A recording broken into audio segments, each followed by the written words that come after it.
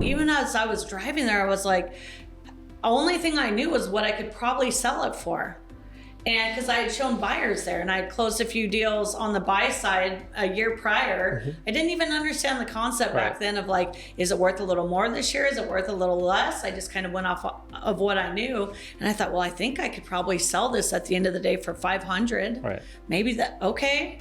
Well, what would I buy it for? Did not know the concept of, oh, you got to figure out how much the rehab budget is. What does it cost to buy it? What does it cost to sell it? Didn't know any of those things. So I went back and said, okay, if I could maybe 300, does that sound good? In my mind, I'm thinking this on the way to her house. I get out, I look around, I was like, yes, this is definitely a fixer, you know, the whole 9 yards. All right, didn't know that number of the rehab. And so we sat down, we had a conversation. We agreed on 305. And I felt like a rock star, right? Didn't think of any of the consequences of what I was doing, but we signed the paper at 305, just this little 2-page. I didn't even know if it was the right contract or if it was going to be valid. And we signed the 305 and had a conversation. And I'm just like, oh my gosh, is this happening? Wow. And so then I went, and as I'm leaving to go, she says, hey, this is real, right? Because I'm getting on a plane this weekend. My family, she had a son with her family out of state.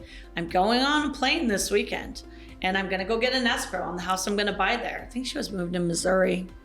And we are going to, I need this money from this house. So we're good, right? And I just looked at her and I said, absolutely. Yes. We are good. You gotta appreciate those kind of sellers. I do. I've had a few instances where they just want to ship out. Yeah. Either that or they go into a divorce. Yeah. You know? And they need to. Yeah, they just need to be out. Yeah. She said. So Allison, from the first moment you made a decision to get into real estate, right? To your first deal, what was the time span in between? I think I went to Tony Robbins October, November of 2015 and was doing my first deal a month and a half later. Nice. Yeah. And you got your real estate license when?